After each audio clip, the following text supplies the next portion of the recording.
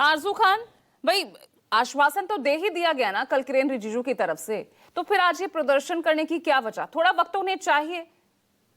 आश्वासन तो इन्होंने बहुत चीजों पे दिया। सालाना 2 करोड़ रोजगार पे भी इन्होंने आश्वासन दिया। इन्होंने तो मेक इन इंडिया पे भी आश्वासन दिया, स्किल इंडिया पे भी आश्वासन दिया, स्टार्टअप इंडिया पे भी आश्वासन दिया। इन्होंने तो बिहारी मजदूरों को मजबूत करने का भी आश्वासन दिया, लेकिन पलायन नहीं रोक पाए। इनके आश्वासन से क्या? देश के प्रधानमंत्री कहते हैं कि जहां से बिहार में इलेक्शन ये हार चुके हैं, वहां एसआईआर के मुद्दे पे उन्होंने बात किया। तो आखिर में देश का संसद किस लिए है? अगर हम संसद में चर्चा नहीं करेंगे, सार्थक पहल नहीं होगी, तो वो जगह बता दें, स्थान बता दें। वो स्थान भी नहीं बता पाते हैं। हम कहते हैं इस लोकतंत्र में सार्थक पहल बीच का होनी रास्ता तो चाहिए, निकालना पड़ेगा ना आरजू खान। ये प्रदर्शन करके, ये हंगामा करके क्या जनता के मुद्दों पर बात हो रही है क्या? जनता के मुद्दों पे बात करने के लिए ही हम बोल रहे हैं। हम कहते हैं कि 25 से 28 अगर बीएलओ मर गए, क्या देश के जितने भी सांसद हैं या सत्ता पक्ष के लोग हैं, क्या 1 मिनट का मौन व्रत नहीं रख सकते हैं? वो कम से कम उनको श्रद्धांजलि नहीं दे सकते हैं? उनकी उनकी ये भी नहीं है, मतलब ये भी जिम्मेदारी उनकी नहीं बनती है, जो कि नैतिक जिम्मेदारी है।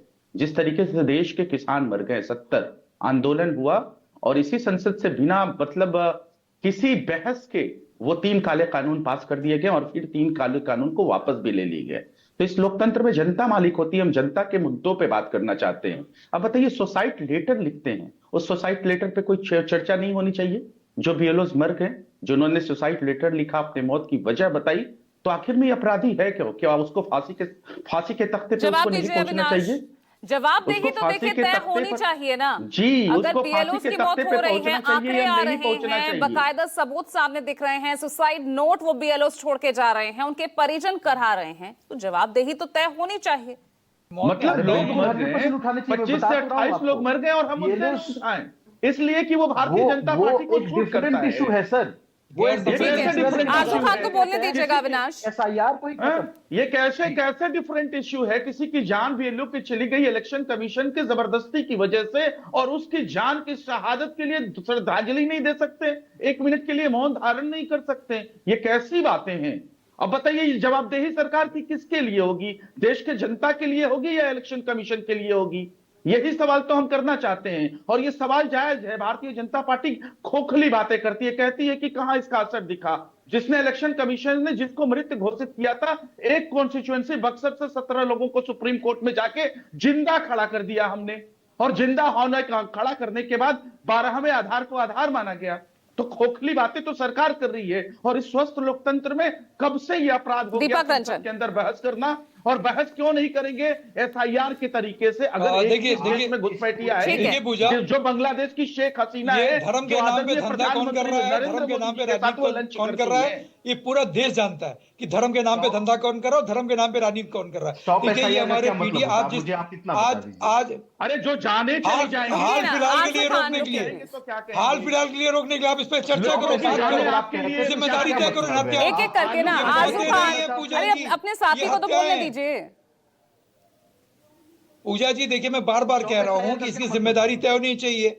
देखिए अविनाश भाई, आप बोल रहे थे, हम लोग चुप होकर के आपकी बात सुन रहे थे। और धर्म के नाम पर राजनीति कौन कर रहा है, धर्म के नाम पे धंधा कौन कर रहा है, ये पूरा देश जानता है। आज पूजा जी, जिस तरीके से पीडीए समाज आज समाज विपक्ष के साथ, समाजवादी पार्टी के साथ जुड़ रहा है, इसको देखते हुए ये लोग बौखलाए हुए हैं। जुगाड़ आयोग के लोग, ये लोग कहीं ना कहीं जुगाड़ लगा रहे हैं सत्ता दल के लिए, तो ये कहीं ना कहीं उनका वोट काटना चाहते हैं। और जिस तरीके से परेशानियों का सामना करना पड़ रहा है, इसीलिए विपक्ष कह रहा है कि हाल फिलहाल के लिए आप इसको रोको, आप इसको थोड़ा सा सरल करो, आप इसको सरलीकरण करो। क्या धनंजय गिरी, इसमें क्या आप लोग फंसते नजर आ रहे हैं क्या भाई? जो आशंका विपक्ष जता रहा था, उसका जिक्र यहाँ अपने डिसेंट नोट में इलेक्शन कमिश्नर भी करते हुए नजर आते हैं। फिर उसके बाद अगर जिस चीज के लिए एसआईआर हो रहा है, वोटर्स की शुद्धिकरण, वोटर लिस्ट की शुद्धिकरण, घुसपैठियों का आंकड़ा तो नहीं है ना? गलत तो नहीं कह रहे दीपक रंजन?